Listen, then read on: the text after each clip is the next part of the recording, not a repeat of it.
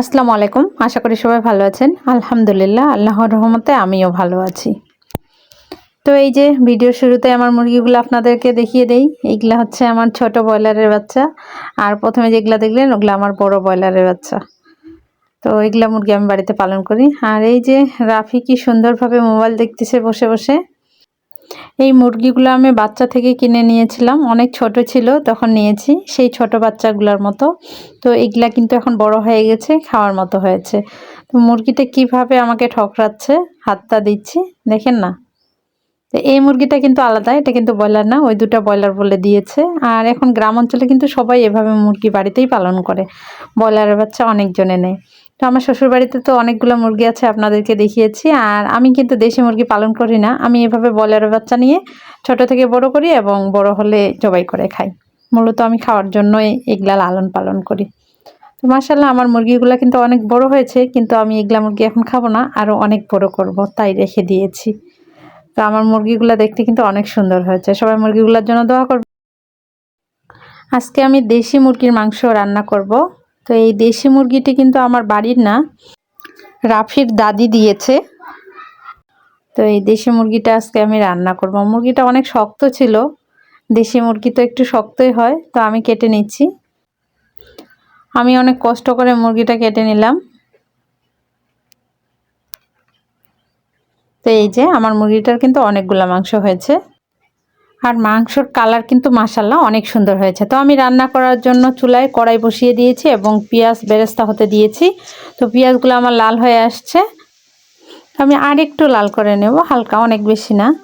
তো আমার লাল হয়ে গেছে, আমার মনে হচ্ছিলো পুড়ে যাবে, তো আমি সামান্য পরিমাণে একটু পানি দিয়ে দিয়েছি, যে মশলা দিতে গেলে পুড়ে যেতে পারে তাই। তো এখন দিলাম আমি তেজপাতা, আস্ত গরম মশলা, কয়েকটি শুকনা মরিচ ছিঁড়ে দিয়েছি মাঝখান থেকে। এখন দিলাম আদা বাটা, এরপর দিলাম রসুন বাটা,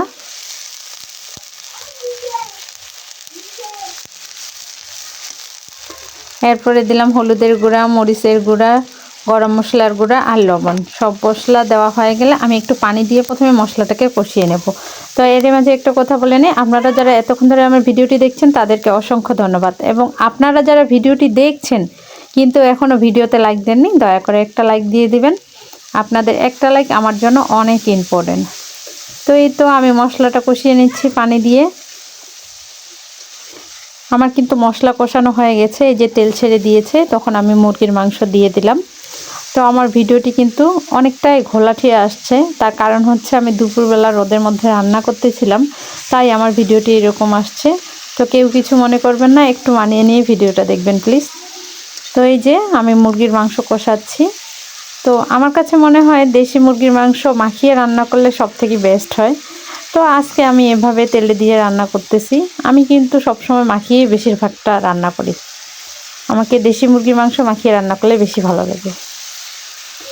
তো এই যে আমি মাংস কষাচ্ছি একটু করে পানি দিয়ে, তা না হলে মশলাটা পুড়ে যাবে।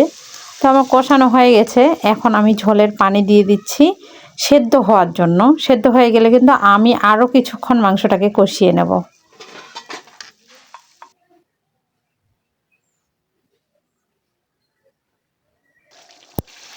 তো এই যে আমার পানিটা কিন্তু অনেকটা টেনে গেছে, এখন আমি ভাজা মশলা দিয়ে মুরগির মাংসটাকে কষিয়ে নিচ্ছি। দেশি মুরগির মাংস কিন্তু সবসময় টেস্টটা একটু বেশিই হয়। আমরা তো ব্রয়লারের মাংস সবসময় খাই, দেশি মুরগির মাংস ওরকম খাওয়া হয় না। তারপরেও দেশি মুরগির মাংসটার টেস্ট যেন অন্যরকম, একটু বেশি টেস্ট। আর আলু দিলেও কিন্তু দেশি মুরগির মাংস মন্দ হয় না, খেতে কিন্তু ভালো লাগে। তো আজকে আমি আলু দিব না, আজকে আমি ভুনাই করব। তো এই যে এখন আমার মুরগিটা কষানো হয়ে গেছে, আমি ঝোলের পানি দিয়ে দিলাম। মাশাআল্লাহ কালার কিন্তু অনেক সুন্দর আসছে, আর স্মেল কিন্তু একটা দারুণ বের হচ্ছিল। তো আমি একটু বেশি পরিমাণে ঝোলের পানি দিচ্ছি, যেহেতু দেশি মুরগির মাংস ঝোল ঝোল রাখলে একটু খেতে ভালো লাগে। এখন আমি ঢাকনাটা দিয়ে দিলাম। তো এই পর্যায়ে এখন আমি ভাজা গরম মশলার গুঁড়া দিয়ে দেব, আর সিদ্ধ করে রাখা 3টি ডিম দিয়ে দেব। তো আমার যেহেতু ছোট ছেলে আছে 2টি, তো ওরা মুরগির মাংসের সঙ্গে ডিম খেতে খুব পছন্দ করে, তাই আমি ডিম দিচ্ছি। এই মুরগির মাংসের সঙ্গে কিন্তু ডিম খেতে আসলেই অনেক টেস্ট লাগে। হাঁসের মাংস, মুরগির মাংস, দেশি হাঁসের মাংসের সঙ্গে ডিম, মুরগির মাংসের সঙ্গে ডিম ভালো লাগে খেতে। তো এই তো আমি 3টা ডিম দিয়ে দিলাম। আমার রান্নাটা কিন্তু হয়ে আসছে। তো এখন আমি ঢাকনাটা দিয়ে আর অল্প কিছুক্ষণ রেখে নামিয়ে ফেলবো। তো মাশাআল্লাহ আমার রান্নাটা কিন্তু হয়ে গেছে। তো আজকে আর ভিডিওটি বাড়াবো না। আমার ভিডিওটি ভালো লাগলে লাইক, কমেন্ট এবং শেয়ার করবেন। আজকে তাহলে রাফির খাওয়া দেখতে দেখতে বিদায় নেই। তো আজকে এই পর্যন্তই, দেখা হবে আবার আরেকটি নতুন ভিডিওর সঙ্গে। তো সবাই ভালো থাকবেন, সুস্থ থাকবেন। আল্লাহ হাফেজ।